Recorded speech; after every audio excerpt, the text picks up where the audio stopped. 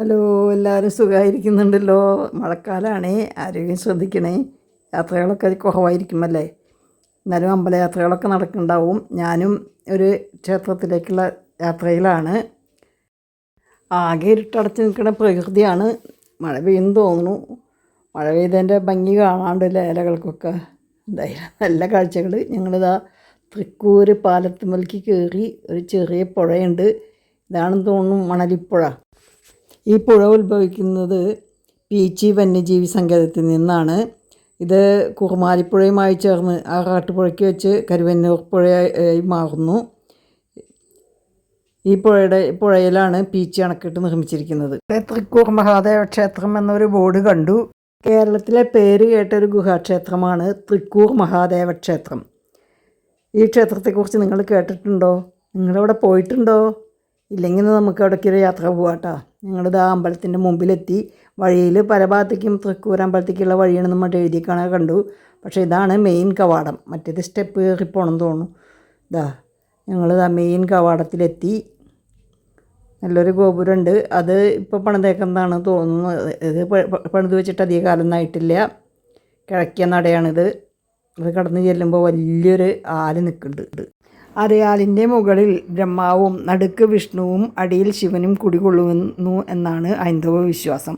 അതുകൊണ്ടാണ് രാവിലെ 7 വലം വയ്ക്കുന്നത് നല്ലതാണെന്ന് പറയുന്നത്. വിശ്വാസം എന്തായാലും രാവിലെ ഈ മരത്തിന് ചുറ്റും 7 വലം വയ്ക്കുന്നത് ആരോഗ്യത്തിന് നല്ലതാണ്. കാരണം ഓക്സിജൻ ധാരാളം പുറത്തുവിടുന്ന മരമാണല്ലോ അരയാൽ. എല്ലാവർക്കും അമ്മൂസ് ട്രാവലോഗിൻ്റെ പുതിയൊരു വീഡിയോയിലേക്ക് സ്വാഗതം. ഞാനിപ്പോൾ നിൽക്കുന്നത് തൃക്കൂർ മഹാദേവ ക്ഷേത്രത്തിൻ്റെ മുമ്പിലാണ് വന്നിട്ട് നിൽക്കുന്നത്. തൃശ്ശൂർക്കാരിയാണെങ്കിലും ഞാൻ ആദ്യമായിട്ടാണ് ഇവിടേക്ക് വരുന്നത്. അപ്പോൾ അതിൻ്റെ വിശേഷങ്ങളും ഐതിഹ്യങ്ങളൊക്കെ ഞാൻ നിങ്ങൾക്ക് പറഞ്ഞു തരാം. അപ്പോൾ എല്ലാവരും വീഡിയോ കാണുക, ഷെയർ ചെയ്യുക. മോളിലേക്ക് കാറെടുക്കാൻ പറ്റുമെന്ന് പറഞ്ഞുകൊണ്ട് ഞങ്ങൾ അങ്ങോട്ട് പോവാണ്. ഈ സൗകര്യമൊക്കെ അടുത്ത കാലത്തുണ്ടായതാണ്. അതിന് മുൻപ് 81 പടികൾ കയറിയിട്ട് വേണമായിരുന്നു അമ്പലത്തിലേക്ക് എത്താൻ. അതാണ് ഈ വലതുഭാഗത്തായിട്ട് കാണുന്നത്. 81 പടികളുണ്ടെന്നാണ് പറയുന്നത്. അത് കയറിയിട്ടാണ് നമ്മൾ മുകളിലെത്തിയിരുന്നത്.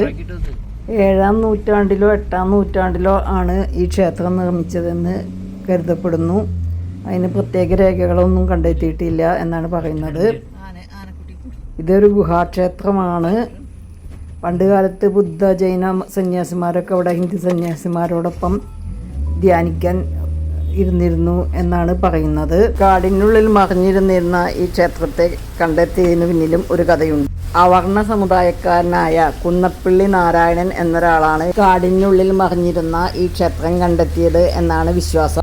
ഒരു ദിവസം മേയാൻ വിട്ടിരുന്ന അദ്ദേഹത്തിൻ്റെ പശു വീട്ടിലേക്ക് തിരിച്ചു വന്നില്ല. പശുവിനെ തേടി അദ്ദേഹം പുറപ്പെടുകയും അവസാനം ഒരു ഗുഹയിൽ പശുവിനെ കണ്ടെത്തുകയും ചെയ്തു അത്രേ. ആ ഗുഹയാണ് ഇന്നത്തെ ക്ഷേത്രം എന്ന് പറയുന്നു. അതിൽ കണ്ടെത്തിയ ശിവലിംഗമാണ് ഇന്നത്തെ ക്ഷേത്രപ്രതിഷ്ഠ എന്നും പറയുന്നു. ഗുഹയിൽ നിന്നും ദിവ്യ തേജസ് ജ്വലിക്കുന്നത് കണ്ട നാരായണൻ ഉടൻ തന്നെ കാരേക്കാട്ട് തിരുമേനിയെയും പെരുമ്പടപ്പ് വൈദികനെയും പാലിയത്തച്ഛനെയും വിവരമറിയിക്കുകയും ദേവപ്രശ്നം വെച്ചപ്പോൾ ദേവസാന്നിധ്യം ഉണ്ടെന്നറിഞ്ഞു. അങ്ങനെ പാലിയത്തച്ഛൻ്റെ നേതൃത്വത്തിൽ ക്ഷേത്രം ഉയരുകയും ചെയ്തു എന്നാണ് ഐതിഹ്യം. 1966 മുതൽ കേരള സർക്കാരിൻ്റെ കീഴിലുള്ള ഒരു സംരക്ഷിത സ്മാരകമായിട്ട് ഈ ക്ഷേത്രം സംരക്ഷിക്കപ്പെടുന്നു. ക്ഷേത്രവും ക്ഷേത്രത്തിൻ്റെ പരിസരവുമെല്ലാം ക്ഷേത്ര സംരക്ഷണ സമിതിയായ പാലിയം ട്രസ്റ്റിൻ്റെ ഉടമസ്ഥതയിലാണ്. ഇപ്പോഴും അപൂർവമായ പല കാഴ്ചകളും ഈ ക്ഷേത്രത്തിൽ കാണാൻ കഴിയുമെന്നാണ് പറയുന്നത്. ഇത് മുകളിലേക്ക് കയറി പോകുമ്പോൾ തന്നെ നമ്മുടെ മനസ്സിൽ വളരെ നല്ലൊരു ശാന്തത അനുഭവപ്പെടും. അതുപോലെയുള്ളൊരു സ്ഥലമാണിത്. കണ്ടില്ലേ?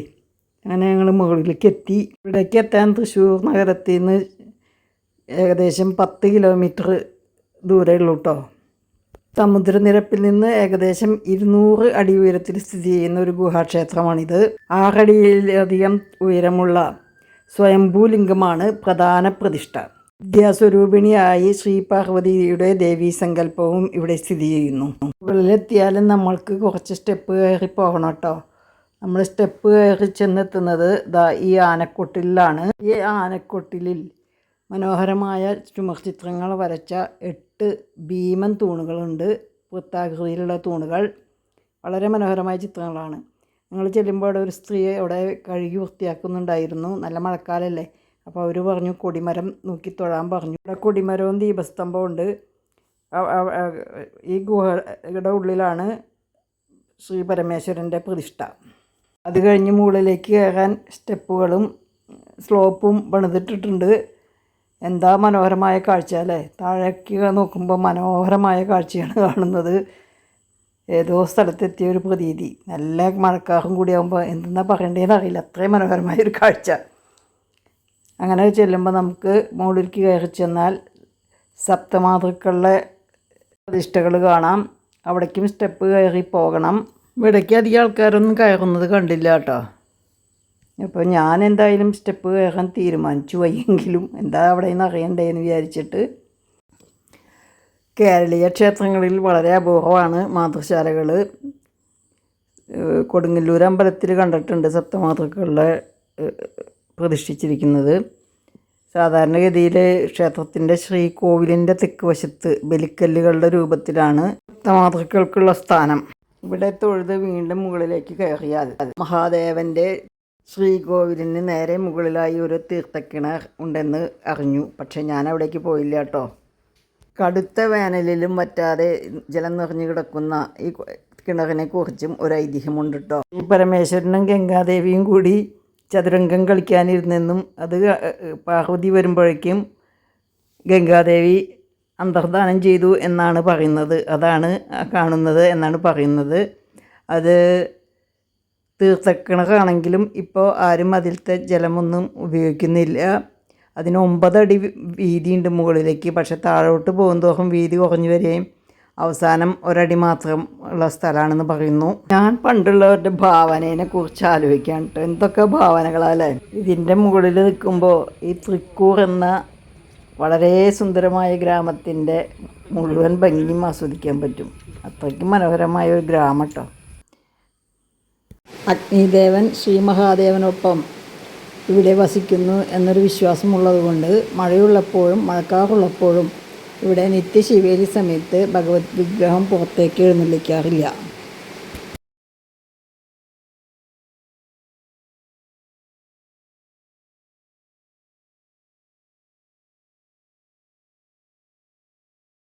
അവിടെ നിന്ന് ഇറങ്ങി ഇങ്ങനെ പ്രദക്ഷിണം വെച്ച് വരുമ്പോൾ ശ്രീഗണപതിയുടെ വിഗ്രഹം കാണാം. ഇത് ഉള്ളിലുള്ള ശ്രീകോവിലിൻ്റെ നേരെ മുകളിലാണെന്നാണ് പറയുന്നത്. നിത്യവും കറുകമാല ചാർത്തലും ഗണപതി ഹോമവും നടത്താറുണ്ട്. ഗണപതി വിഗ്രഹത്തിൻ്റെ തൊട്ടു മുമ്പിലായിട്ടാണ് ഒരൽപ്പം താഴ്ചയിൽ ഹോമകുണ്ഡം പണിതിരിക്കുന്നത്. തൻ്റെ പേരിലുള്ള ഹോമം ഭഗവാൻ നേരിട്ട് കാണുന്നു എന്നാണ് സങ്കല്പം. ഇത്ര മനോഹരമായ പ്രകൃതിയും ഈ ഭക്തി നിറഞ്ഞ അന്തരീക്ഷം ഒക്കെ ആകുമ്പോൾ നമ്മുടെ മനസ്സിൽ നമ്മളറിയാതെ തന്നെ സമാധാനം നിറയും. ആ പോണ തിരുമേനിനെ കണ്ടില്ലേ? അദ്ദേഹം മഴക്കോട്ടൊക്കെ ഇട്ട് വളരെ തിരക്കിലിങ്ങനെ പ്രദക്ഷിണം ചെയ്തുകൊണ്ടിരിക്കുകയാണ്.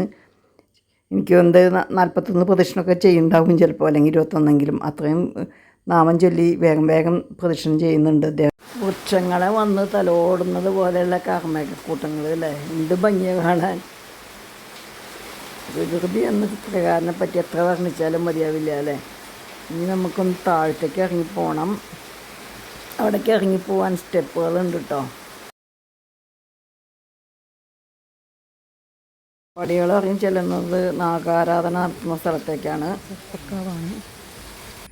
നാഗരാജാവിൻ്റെയും നാഗയക്ഷിയുടെയും പ്രതിഷ്ഠയുള്ള ചെറിയൊരു സർപ്പക്കാവ്.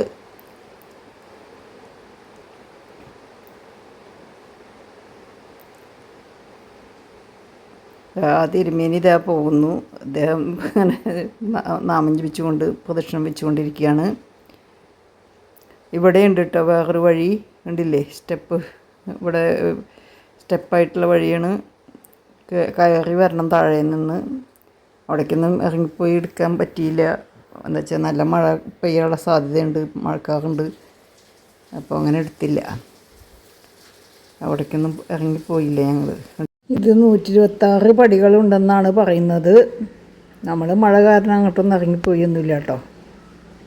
പടികൾ ഇറങ്ങിച്ചെന്നാൽ മണലിപ്പുഴയുടെ തീരത്തുള്ള പുറയങ്കാവ് ദേവീക്ഷേത്രത്തിലെത്തും. ആ കടവിലാണ് ഉത്സവാവസാനം ഭഗവാന്റെ ആറാട്ട് നടത്തുന്നത്. ഈ കാണുന്ന പടികൾ അമ്പലത്തിൻ്റെ തൊട്ട് പിന്നിൽ അവസാനിക്കും. അതിലേക്കൂടെ ഞങ്ങൾ പോയില്ല. ഞങ്ങൾ വലത്ത് ഭാഗത്തേക്ക് നടക്കുകയാണ്. ആരും ഈ പടിക്കെട്ടുകൾ കയറുന്നത് കണ്ടില്ല കേട്ടോ. ഇവിടെ നല്ല സന്ധ്യാനേരത്തൊക്കെ വന്നു കഴിഞ്ഞാൽ വളരെ മനോഹരമായ കാഴ്ചയായിരിക്കുന്നത് തോന്നുന്നു. അത്രയ്ക്ക് മനോഹരമായ കാഴ്ചകൾ. ലൈറ്റൊക്കെ വെച്ചിട്ടുണ്ട് കേട്ടോ, അതുകൊണ്ട് അത്രയാലും കുഴപ്പമില്ല.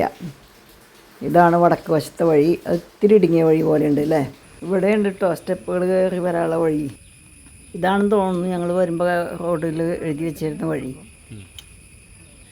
താഴ്ത്തിറങ്ങിയിട്ടപ്പോൾ അത്രയും സ്റ്റെപ്പ് കയറി വരേണ്ടി വരുന്നതന്നെ. അതിലെ വരഞ്ഞ് നന്നായി. എന്തായാലും അമ്പലത്തിൻ്റെ വടക്ക് ഭാഗത്ത് ഇത്തിരി വഴി കുറവാണ്, മതിൽക്കെട്ടിൻ്റെ അകത്തുള്ള വഴി. ഇത് നേരിയ വഴിയാണ്. പക്ഷേ ഇതിൽ ശിവരാത്രി നാളിൽ എല്ലാവരും ശയനപ്രദക്ഷിണം നടത്തുന്നവർ ഇതിൽ ഉരുളാറുണ്ടെന്ന് പറഞ്ഞു. എഴുന്നള്ളിപ്പൊന്നും ഈ വഴി ഉണ്ടാവാറില്ല എന്ന് പറഞ്ഞു.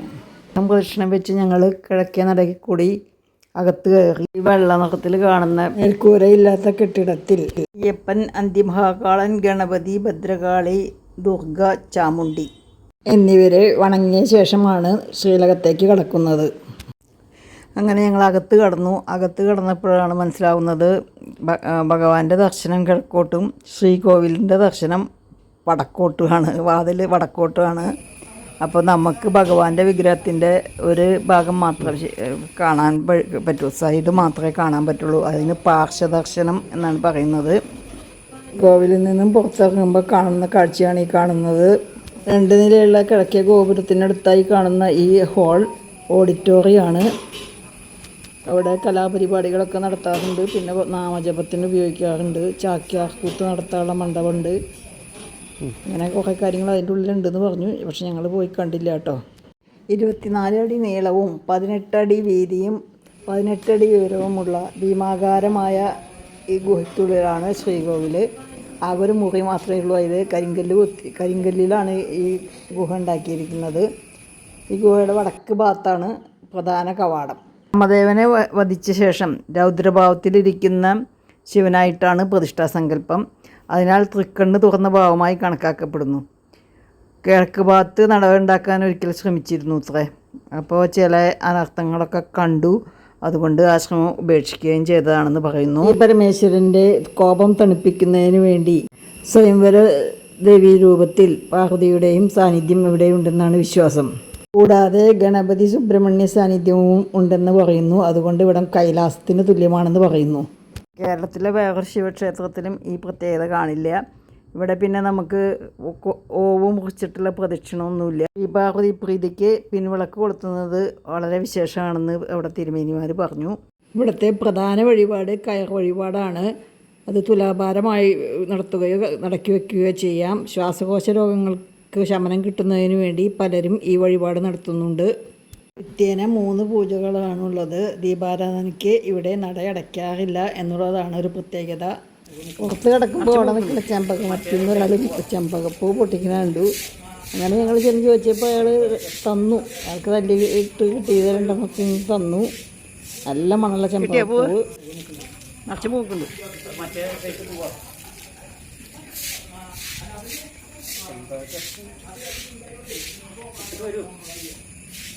ക്ഷേത്രത്തിലെ തന്ത്രികൾ പെരുവനം കുന്നത്ത് പടിഞ്ഞാറേടത്ത് മനയിലെ ഉള്ളവരാണ്. നാട്ടുകാർ ചേർന്ന് തിരഞ്ഞെടുക്കുന്ന ഒരു കമ്മിറ്റിയാണ് ക്ഷേത്രഭരണം ഇപ്പോഴും നടത്തുന്നത്. പുറത്തിറങ്ങിയപ്പോൾ ഒരു പരിചയം പുതുക്കാനായി.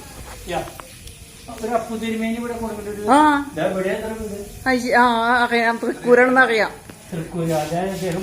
അപ്പൊ തിരുമേനി ഇപ്പൊ ഇല്ലല്ലോ, ഉണ്ടല്ലേ? കുറെ പൈസ ഉണ്ടാവൂലോ അപ്പൊ. അപ്പൊ തിരുമേനി അറിയാം, അമ്പലത്തിൻ്റെ പ്രധാന ഇതായിരുന്നു. നമ്മുടെ വീട്ടിലൊക്കെ വരാറുള്ള തന്നെയാ. തിരുമേനിനറിയാം, ചോദിച്ചാലും അറിയാം. നീലത്ത് മഠത്തിലെ നാരായണടികളെ അറിയുമെന്ന് വെച്ചാൽ അറിയാം. ഇല്ല, കുറെ പൈസ ഉണ്ടാവും. എന്റെ കയ്യിലുണ്ട്.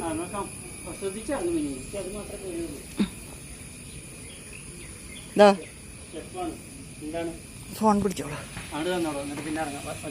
എന്തായാലും ഈ ക്ഷേത്രത്തിൽ ഇനി ഒരിക്കൽ കൂടി വരണമെന്ന ചിന്തയോടുകൂടിയാണ് ഞാനും പ്രത്യേകിച്ച് രചന ഇറങ്ങുന്നത്. രചനയ്ക്ക് ഇടയ്ക്കിടയ്ക്ക് വരണം എന്നാണ് പറഞ്ഞിരിക്കുന്നത്. ഞാനും രചനയും തൃക്കൂർ മഹാദേവ ക്ഷേത്രത്തിൽ നിന്നും തൊഴുത് താഴത്തെ എത്തി. ഇനി ഞങ്ങളുടെ കേരള പഴനി എന്നറിയപ്പെടുന്ന പുത്തൂർ സുബ്രഹ്മണ്യ ക്ഷേത്രത്തിലേക്കാണ് ഇനിയുള്ള യാത്ര. അപ്പോൾ എന്നോടുകൂടി നിങ്ങൾ യാത്ര ചെയ്യുന്ന വിശ്വാസത്തോടു കൂടി സസ്നേഹം നിങ്ങളുടെ അമ്മു പിയങ്കോങ്ങാട്ടി.